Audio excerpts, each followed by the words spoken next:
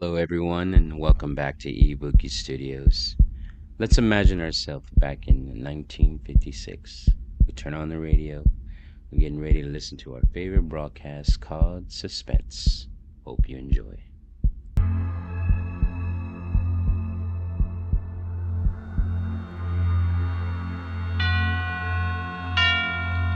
And now, tonight's presentation of radio's outstanding theater of thrills, Suspense.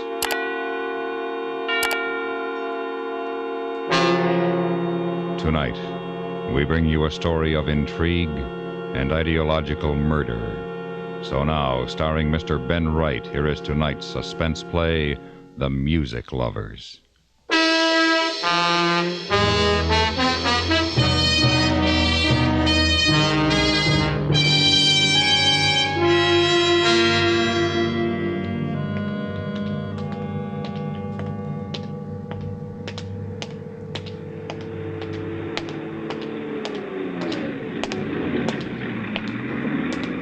Any word yet, Mallinson? No.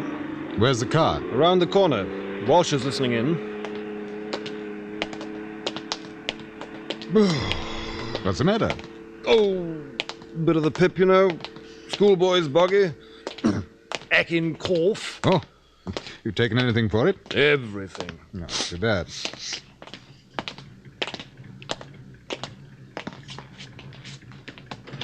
Just got a standby from Sergeant Flint, sir. Good.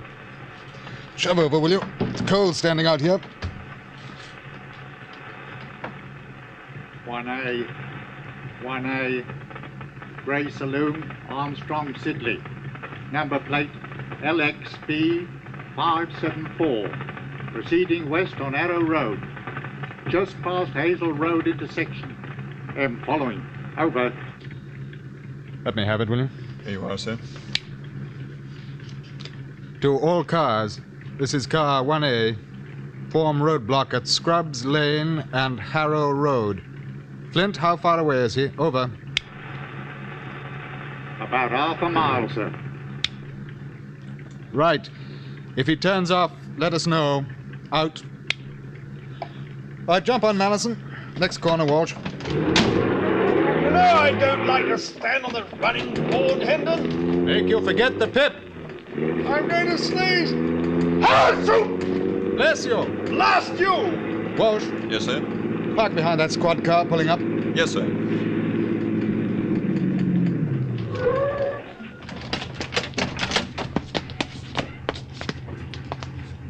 Hope he smashes into the lot of us. Serve you right. Serve him right, too. Well, now all we have to do is wait.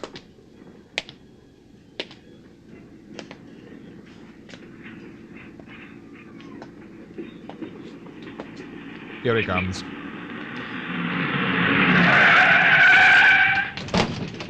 Hold on, you!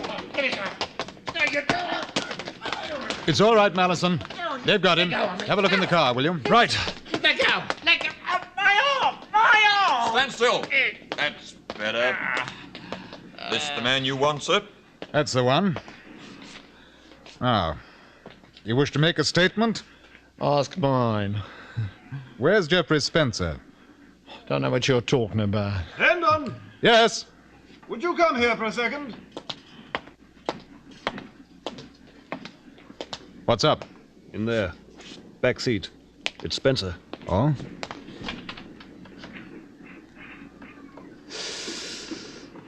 Oh. Dead? I don't think so. But from the looks of what they've done to him, he should be. He was dying. Slow, sad death. There was no comfort in his leaving. No face or voice of a loved one. Only men in uniform. Strange men who wanted to be kind but couldn't. Jeffrey Spencer was a statistic. Aged 37. Employed by Staines Aircraft Industries. Senior engineer. Associate designer of experimental jet aircraft HX-331. Romanticized as Staines Super Hawk. Jeffrey Spencer. Missing for 6 days. Believed kidnapped by agents seeking classified information on HX331. A statistic lying in the back seat of a gray car. A beaten, smashed body, eyes staring up, full of pain, full of tears. Ambulance is on its way. Is he conscious? Yes, Has he said anything? he can't very well. Oh.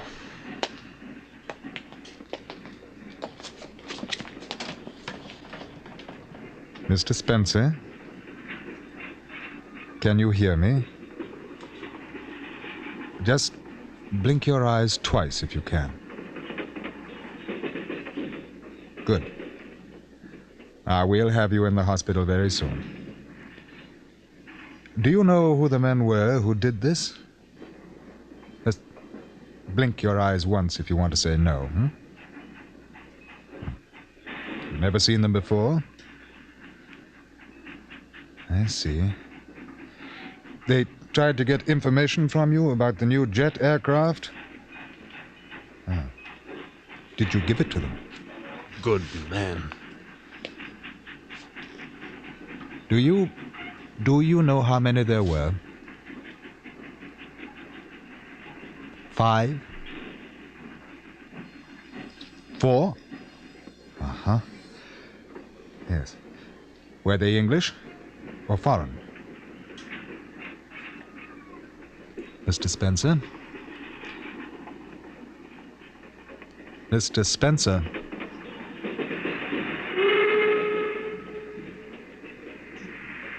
Close his eyes, will you?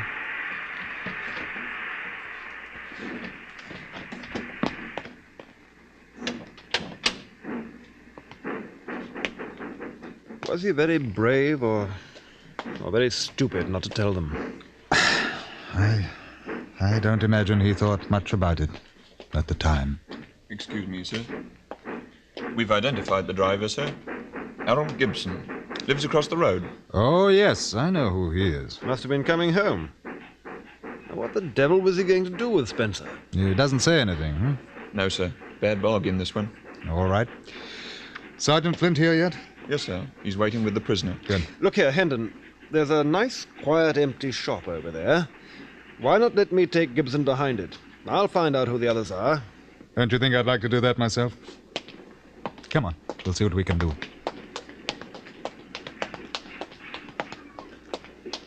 Everything all right, sir? No, Flint, it isn't. Oh, Gibson. The man in the back seat is dead. He was beaten and tortured, and you're under arrest for murder. I don't know nothing about that. I didn't even know anybody was back there. Really? Well, before we take you down to the yard, we're going to find out one or two things from you. Take my bitter oath you don't. Oh? Inspector Mallinson, where did you say that empty shop was? Across the road. Of course, I was there. Right. Hey there, what's going on here? Sergeant Flint. Yes, sir? Detective Walsh. Yes, sir. This is going to be absolutely against regulations. You understand? Yes, sir. What are you going to do? We're all going for a nice walk across the road. Yeah, now, what are you taking me? If I'm under arrest, I got me rights. I ain't done nothing. What are you up to? I won't... All right. All right, but you can't do this. You don't dare put a finger on me. I know the law. I don't know nothing about that guy in the car. Stu found out. Somebody must have put him in there, huh? Now, what you going to do? You can't hit me now. Oh, you're only trying to frighten me. That's it. A fat lot of good that'll do, yeah. Flint, Walsh, hold his arms. Stand him against the wall. Yes, sir. You can't do this. You can't. This is England. I know about you chaps. You can't do this. I'll report Are a you lot really of going you. to do it? You can't do this. We'll see.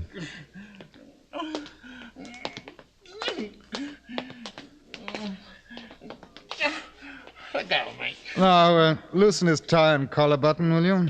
Yes, sir. That's better. Now, Mr. Gibson, I think we're ready. No, Well, I want you to have a picture in your mind of Jeffrey Spencer's face when you and your friends were finished with him. I never... We'll start with the names of the other men. There were 4 of them, right? I don't know. I mean, there were. What was your part in it? Just reaching for a cigarette, Mr. Gibson. You're quite nervous tonight, aren't you? Ever notice where the flame's the hottest, Mallinson? Oh, yes, I suppose on the... The cigarette tip's even hotter, though. You wouldn't. You... Now, Mr. Gibson, I'm going to tell you something. You took a chance, for whatever reason you had, to engage in work against a man who had done you no harm and against this country. Another man is dead, and the country, as you know, is in danger. As a policeman, I would be remiss in my duty were I not to at least venture an equal chance to get information from you. It's against the law. It's against the law. So is murder. Now, the names of the other men? Will you let me go? Let me go! Now, you men are all witness to the fact that the prisoner is attempting to escape. If his arm is broken in the process, it's completely within the law. So... Oh, all right. I swear it. I don't know who they are. They paid me to hang about while they tried to get Spencer to talk, that's all. I was to drive him away when they'd finished. Ah, that's much better. Now, who hired you for the job? Chap at the aircraft factory. Staines Aircraft? Yes, I was a sweeper. Bloke asked me if I wanted to make a few quid. That's all. You work there too? I don't know. I never seen him before. Come up to me as I was leaving. It was outside the gate. Well, why should he pick you? I'll tell you, I don't know. All right. Where did they take Spencer? Place in Bronsbury Road. Number? 58. You get that, Flint? Yes, sir. Who owns the house? I told you I don't know. I never went inside. I just hung about like I was told till they wanted me. Yeah. Can you describe the man who hired you? I don't know. Tall bloke, about your size. Thin, had a scar on the back of his left hand. He talked like a gent. And where were you taking Spencer? I was going to leave him by the railway goods yard. They said he was dead anyhow. You know, Gibson, in a way I'm rather sorry you decided to talk. It would have been a great pleasure to... Oh, take him away, Walsh. Get him down to the yard. Right, sir. Get a move on, Gibson. I didn't have no right to do that. Mr. Ironmite going to hear all about this. Wait and see. You too, you're going to hear. Oh, we're going to be in for it all right when the Commissioner gets wind of this. No, not we. Just me. I wanted you to help. You didn't do anything. Would you have done if he hadn't talked? I don't know. I honestly don't know. Well, as it is, I'm going to offer my resignation. Oh, no, sir. Oh, don't be an ass. 3rd degree. Ever hear of it? Well, you didn't hurt him, sir. Questioning under duress, the same thing. Oh, well, let's see if I can get this cleaned up first. Now, what was that address, Flint? 58 Bronsbury Road. Well, they wouldn't be fool enough to hang about after this. I know, but we can have a look.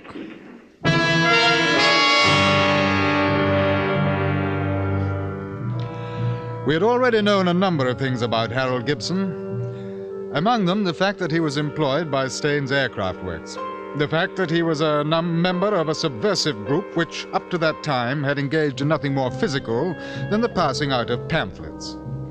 However, Special Branch had learned, after the kidnapping of Jeffrey Spencer, that this group was immediately involved. We'd put a close watch on Gibson, believing that he might lead us to the kidnappers. What we didn't know when we arranged for his arrest was that he had picked up the body of Spencer from the address on Bronsbury Road. Somehow he must have given our men the slip.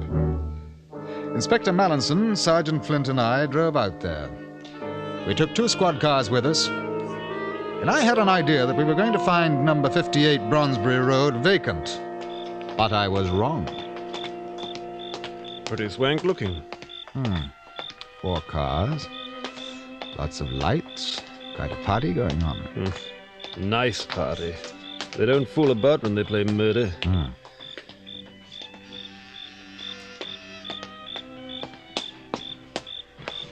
I've got the other men posted behind and outside the French window, sir. All right. Ring it again, will you, Mallinson?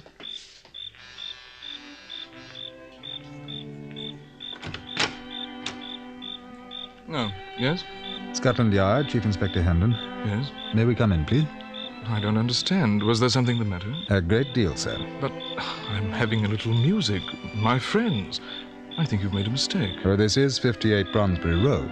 Yes? Who is it, dear? The police, Jenny. I can't imagine. Well, don't leave the door open, dear. There's a draft. Won't you come in, please? Thank you. Talk to them in the study, Leslie. And do hurry, dear. Oscar's promised to play Beethoven next. Excuse me.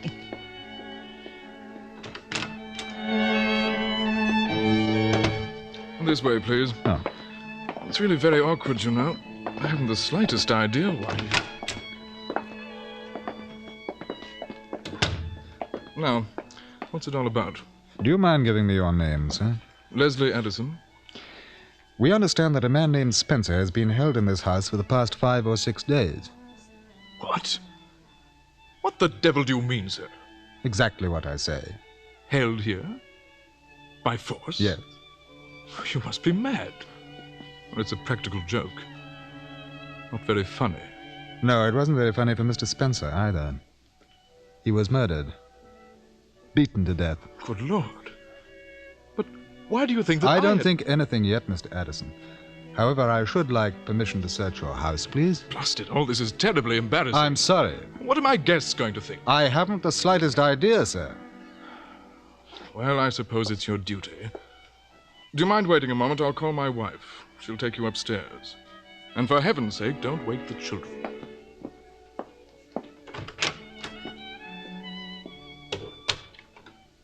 Sounds as if our friend Gibson was lying to save his skin. I think we've made a bloomer, old boy. Do you? I don't. Oh? Gibson said a man approached him outside the aircraft works, remember? Tall, thin man, about my height. Oh, yes. Have you noticed the back of Addison's left hand? No. No, I didn't. I did. Nasty scar on it. The man who hired Gibson had one, too. Mr. Leslie Addison.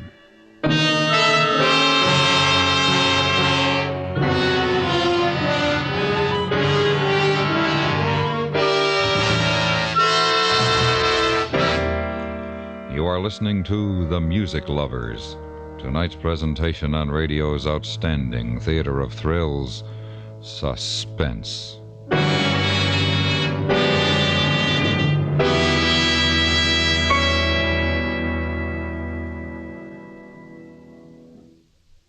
With uncanny astuteness and with unmatchable speed, the FBI in Peace and War breaks open a vicious multi-state racket in the shipment of perishable foods by playing on the greed of the wife of one of the racketeers involved in the tense story you'll hear over most of these same stations tomorrow night. If you like your drama packed with action, you'll really get a charge out of The Troublemaker, tomorrow night's thriller on the FBI in Peace and War. And now we bring back to our Hollywood soundstage Mr. Ben Wright, starring in tonight's production, The Music Lovers, a tale well calculated to keep you in suspense.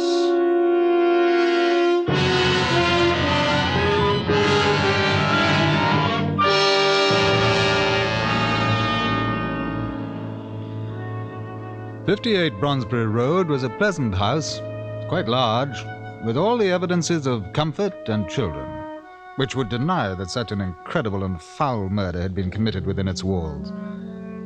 I left Flint and Inspector Mallinson to search the downstairs floors, and with Mrs. Addison went up the staircase. The whole thing seemed quite impossible. This rather tall and lovely grey-haired woman, the music in the drawing room floating after us. But I kept thinking of a scar on a man's hand. I suppose you want to look into all the rooms, Inspector? Please. My husband tells me that you think a man was murdered here. Quite right, madam. This is my son's bedroom. I'll put on the light. But please make as little noise as you can. He's asleep. Only 9, you know. Of course.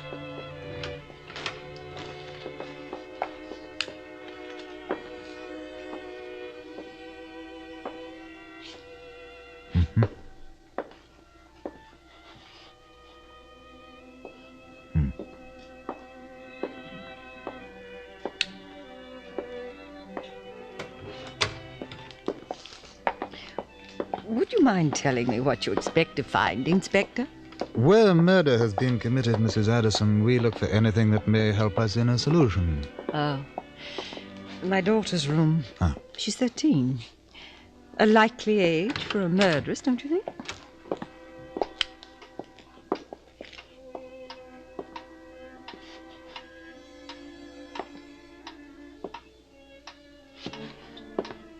Mm-hmm.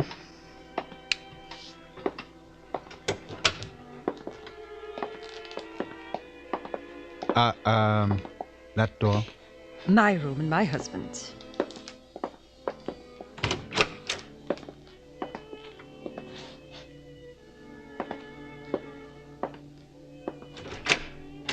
You'll find no skeleton in that cupboard, Inspector.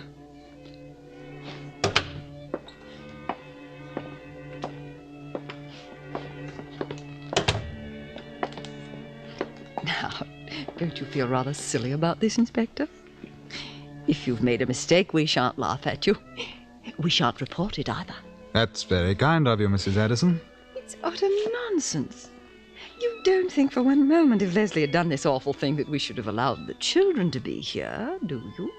The very fact that he might have done it at all seems to make the qualifying element rather academic. Hendon! Yes. Something down here! Right.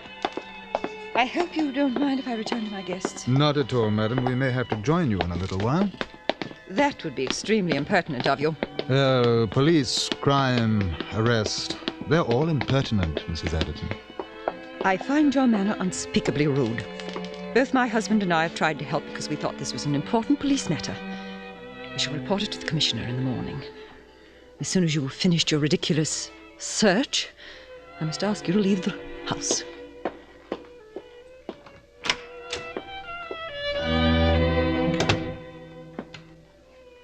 You know, I wouldn't be at all surprised if that lady turns out to be the leader of this mob.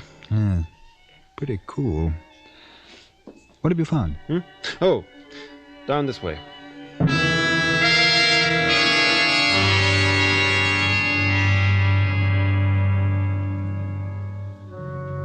We were quite convinced by now that this house harbored the core of a fanatic group whose seeming harmlessness made their operations all the more dangerous. Mallinson led me to a room at the far end of the house, a room which was soundproof.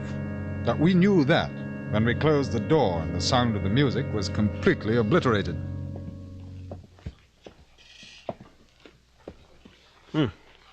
Looks quite inoffensive, doesn't it? Desk, a few chairs, books. Yes, it does. What did you find? Well, they're pretty careful to get rid of all traces of Spencer's residence in here. But they missed something. Yeah, look at this, on the carpet. It looks like impressions of a cot or a couch. That's what I think. The kids don't even know he's in here. They can't hear a thing outside. What a charming couple. Oh, lovely parents, too, I'll bet. Kiss the children good night, and then come down and tear out a fingernail or two. You know, the awful thing is that they think that what they're doing is right. And they pass the poison on to a 9-year-old boy and a 13-year-old girl.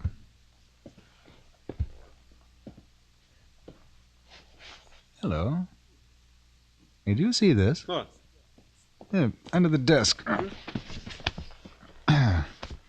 They should have watched him more carefully. It looks like a stain, a coffee or tea or something. Yes, it is. Convenience stain. Spells G.S. See? He left his calling card for us. Geoffrey Spencer. That does it. Right. Oh, this is going to be a nice thing for the kids upstairs. Mother and father arrested for murder and treason. Yes, well, maybe it's better for them now than later. What the devil are we going to do with them? Well, we'll take them along and then investigate relatives.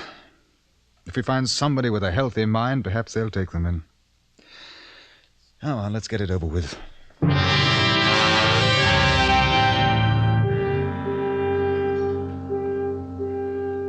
We left the soundproof room, and I shut the door on a modern scene of inquisition.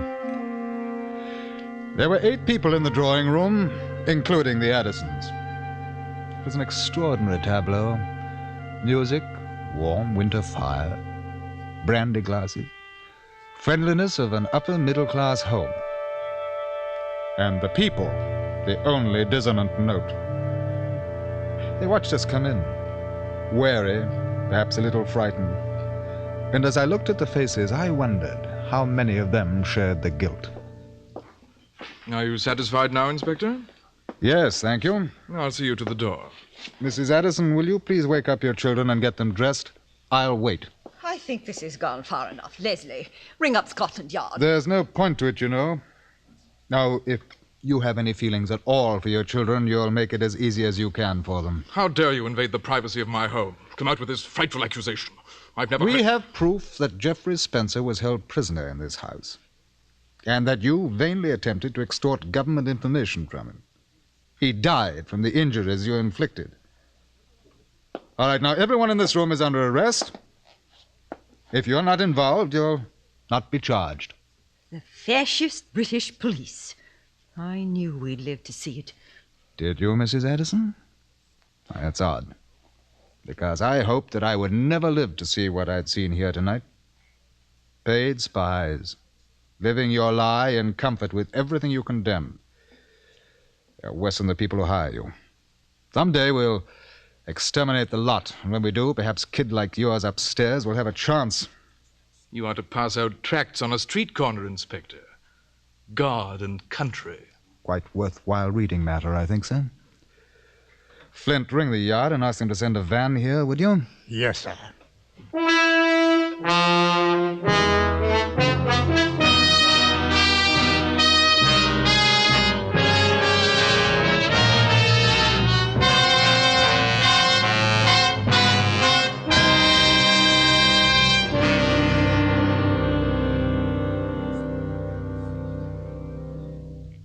Suspense, in which Mr. Ben Wright starred on tonight's presentation of The Music Lovers. Next week, Suspense will be heard at a new time.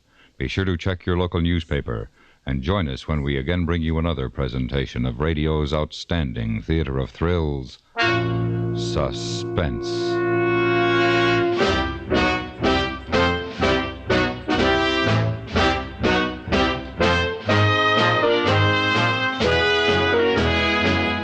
Suspense is produced and directed in Hollywood by Anthony Ellis, who also wrote tonight's story of Suspense. The music was composed by Renee Garrigank and conducted by Leith Stevens. Featured in the cast were Richard Peel, Bill Shepard, Irene Tedrow, Raymond Lawrence, Stan Jones, and Hans Conried. One of the best ways anybody can celebrate the independence of the United States this 4th of July is to resolve and fulfill the resolution to be careful in handling matches, cigarettes, and campfires anytime you're in or around a wooded area. Our forest land provides us with many of the comforts of our lives. Trees help prevent soil erosion. They provide shelter for animal life. They help maintain watersheds. And if we were to count up the number of wooden objects that each of us uses during the course of a single day, the number would be staggering. If you love America, help protect one of our greatest natural resources. Help prevent forest fires. Stay tuned now for 5 minutes of CBS News, to be followed on most of these same stations by My Son Jeep.